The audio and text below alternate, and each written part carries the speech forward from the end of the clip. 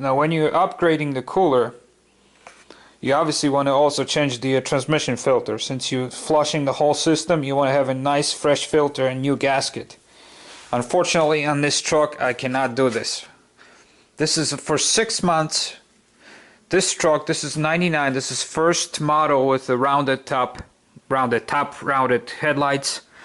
For 6 months they still had the old body frame of the old trucks, which is the K series, and they have exhaust and they have cross member and the brackets and exhaust shield going over the transmission pan, and it's $1,600 to change just the filter.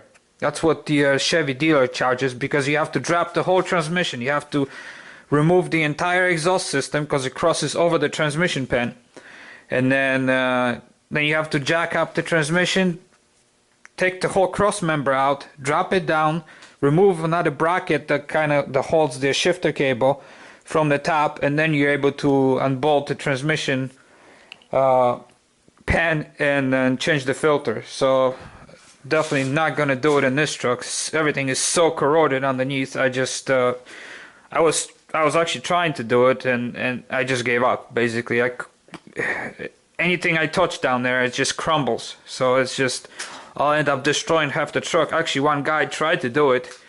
I saw it on the forum, and he ended up spending a month fixing everything because everything just kept breaking. In 2000, they redesigned and changed everything because they realized, GM, they realized they made a mistake. And it's unfortunate because it's got 130,000 miles on it and still original filter, never been changed. So there's really nothing I can do.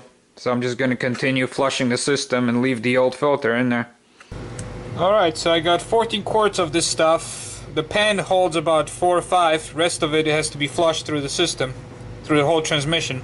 And the ticket of doing this is using basically you pour new fluid as the old one being pumped out, pushed through the torque converter and everything else. If you use these big long funnels like that, the end is so tiny. So I came up with this thing. This actually fits perfectly tight over, I'll show you by the truck. Fits perfectly over the thing that's got a dipstick, and then also fits perfectly in this thing if I squeeze it in there. So I can use this big funnel and a big hole like that to keep putting the fluid in. This way I can put the fluid really fast, because that's what you want. You don't want your transmission to run dry. Okay, so this is the end, and that's the dipstick end, and you can see it actually fits pretty snug on it. Actually stays, but I'm gonna add a clamp just so it doesn't leak. I don't think it'll leak, but because it's pretty tight, as you can see, it's actually, you have to twist it on. And this way you get a maximum flow versus using the little funnel. Okay, so with the big funnel like that, this is how fast you can pour it. As fast as it comes out of the bottle. See? Empty. Just a few seconds. This is why you don't want to use a funnel with a small tip, because you'll never be able to keep up with the pump flushing the whole transmission. Okay, I want to show you. So this is the old fluid that I poured out, and this is a new fluid.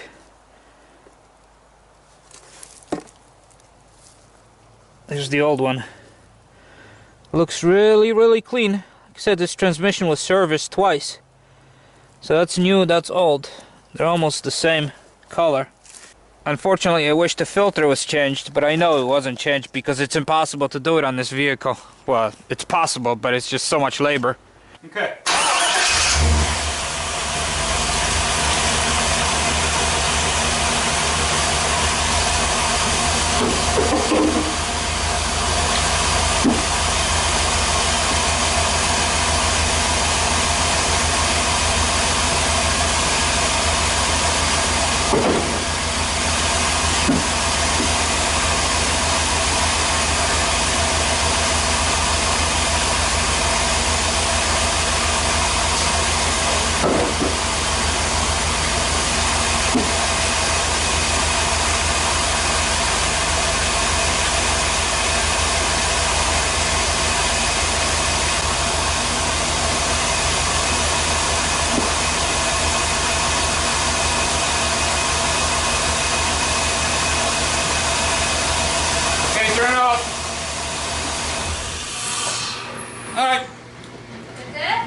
can go. Alright, so here's the old fluid.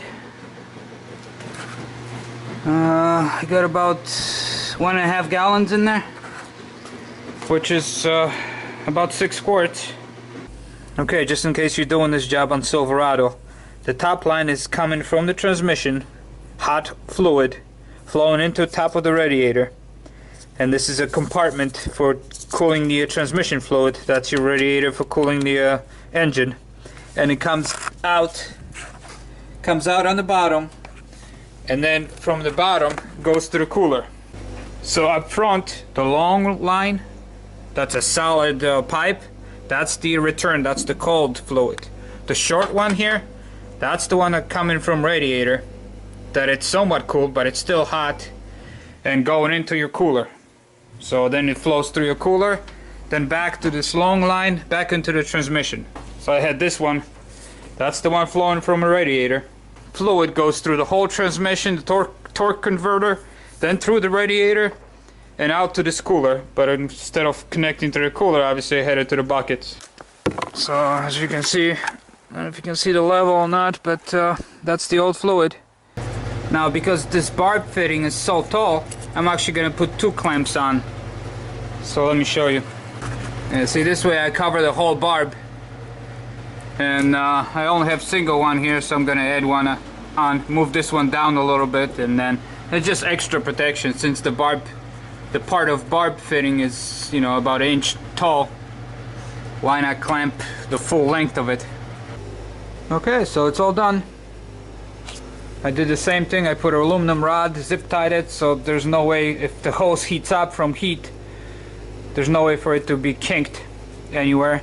I drilled a little small hole in this plastic thing and zip tied it here. And then I zip tied in here, and then let me grab the light, and in there. So it's just solid. So that's what it looks like. Now this loop is smaller than this one. This one I had to kind of go bigger loop to hit this here, this plastic, to tie it to something. Now again, this is the way you want it. You want the fittings to be facing up. Now a lot of people will say, well, going down, I don't need these hoses, it's going to look so much cleaner. Well, you're going to have air trapped in there.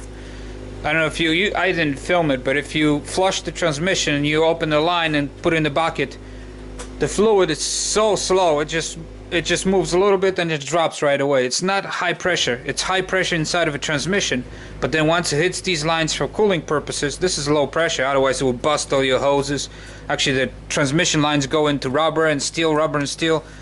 It's not like a 250 psi pressure inside of a transmission. This is low pressure, slow moving transmission fluid. So if you get this thing upside down, it's gonna fill up maybe up to here, and then starts flowing over and dropping down because there's just not enough flow. Best thing you can do is call Dana Corporation and talk to their engineers, and they'll tell you this is the way to mount this thing. This way or sideways, with transmission fluid coming in the bottom and going up and coming out on top, not with the fittings facing down. Even though the manual says, like I said, they make 16 of these coolers, and then the bleeders are actually opposite on the other coolers, but this one, they're actually here on top, which means this has to be top. So don't install it like the other guys and have half the cooler just trapped with air. So anyways, that completes this whole job. We'll move on to rust removal again. Thanks for watching.